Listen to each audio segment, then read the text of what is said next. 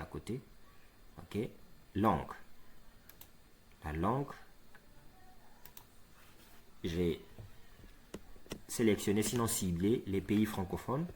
Donc, je vais prendre le français. Français, prenez toujours tout. Ok.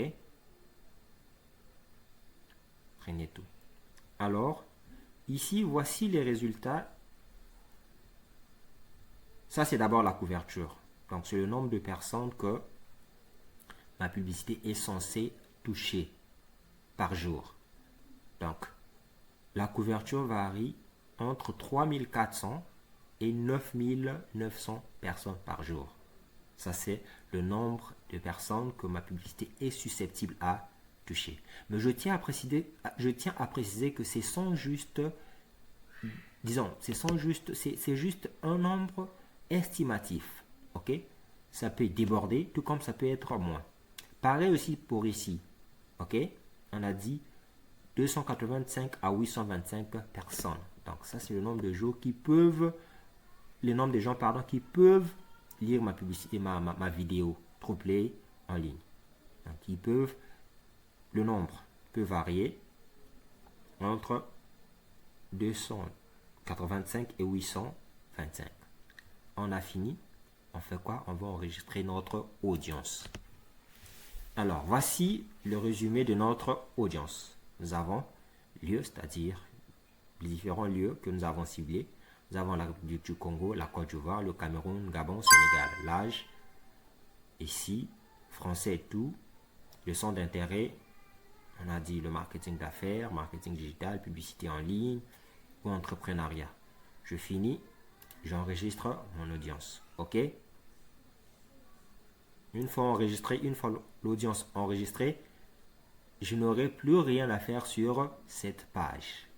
Je vais directement aller au niveau de la configuration de ma publicité, de l'autre côté. Nouvelle publicité. OK? Donc, je vais mettre pub, je vais abréger l'interaction. OK? CG, c'est facultatif, hein. Vous pouvez ou ne pas mettre ce que je suis en train de mettre là. Mais moi, je mets, c'est juste pour savoir où est-ce que cette publicité a été diffusée. OK? CG, GA, CMR, CI et SE pour le Sénégal. Alors, je scrolle. On dit la page est sur cette page que je veux balancer ma publicité. Non, je vais sélectionner une autre page. Ok, je scroll. On dit configuration de la publicité. On dit créer une publicité. Alors, je vais vous noter ce que je vais dire. C'est très pertinent, c'est très important. Alors, ici, Facebook te propose de créer une publicité. C'est bien bon de créer. Même moi qui vous parle, je crée des publicités. Maintenant, le problème avec la publicité créée, c'est que lorsque vous lancez votre publicité, les gens vont venir, ils vont interagir, ils vont laisser des commentaires, des likes. Et dès lors que cette publicité va s'arrêter, tout ce que vous allez recueillir comme j'aime, commentaires, disons en un mot l'interaction, ça va disparaître comme si rien n'était fait sur votre page. Ok? Or, l'option que je recommande, si vous voulez garder ces interactions-là sur votre page, c'est nettement mieux de sélectionner cette option-là. Utilisez une publication existante. Vous sélectionnez. Ça veut dire quoi? Ça veut dire que je vais faire ma publicité par rapport à un élément que j'avais déjà publié sur ma page.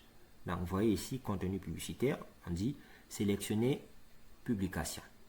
Je ne crée pas, mais je vais sélectionner une publication existante. Vous voyez, ce format-là ne peut pas passer. Pourquoi? Parce que c'est une photo. Vous voyez, on dit cette publication n'est pas compatible. Alors, celle-là, par contre, elle peut passer. Ça, cette publicité-là. Ici, j'ai déjà 15 j'aime. Oui, commentaire. Ça veut dire que lorsque je vais la publier, les gens vont venir liker, commenter, ça va booster ce nombre-là. Ok? Ça va booster ces nombres-là. Donc, je peux passer par exemple de 15 à 200, à 2000, voire plus. Donc, je sélectionne, je viens à continuer. Je clique continuer et voilà. La publicité, elle est là. Donc, quand elle apparaît, ça vient déjà avec le test. Vous voyez ici, on dit, je suis Dresner Lenebron expert, machin, machin, machin. Je ne vais pas lire. Ici, on me propose d'ajouter une option de test. Bon, c'est facultatif. Pour ce soir, je ne vais rien ajouter. Et, vous voyez, ici, je vais vous montrer quelque chose. Vous voyez, ça c'est ma publicité que je viens de lancer. Ok? Elle était déjà sur ma page. Vous voyez, envoyer un message WhatsApp. Ça c'est le call to action.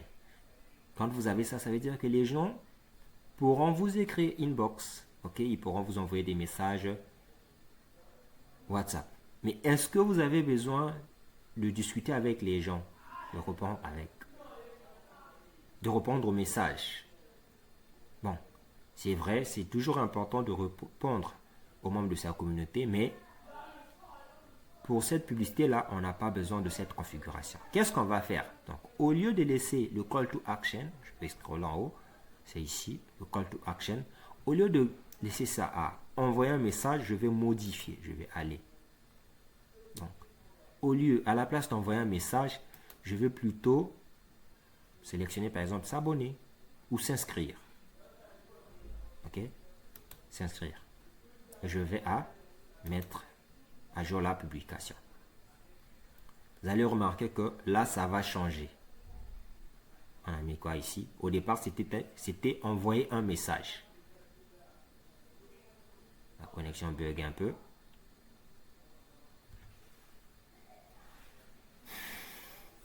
Ça bug un peu. Vous voyez? C'est maintenant s'inscrire au lieu de envoyer un message. Là, je ne touche plus rien. Ok? Donc, ce qui reste à faire, c'est d'appuyer sur le vert. Là, on a mis publier. Ok? Publier. Alors, je ne vais pas publier cette vidéo. Cette publicité, j'allais dire. Pourquoi? Parce que ça va me couper les fonds dans ma carte. Donc, l'objectif, c'était juste de vous montrer comment ça se passe. Ok? Donc, je vais fermer ma publicité et ça va s'enregistrer comme étant un brouillon. Et toutefois, je peux toujours revenir pour la modification. Ok, je vais fermer. Je ferme ici. Vous voyez, ici, c'est écrit pub interaction. CG, GA, CMR, machin chose. C'est cette publicité que nous venons de lancer. Merci pour votre attention.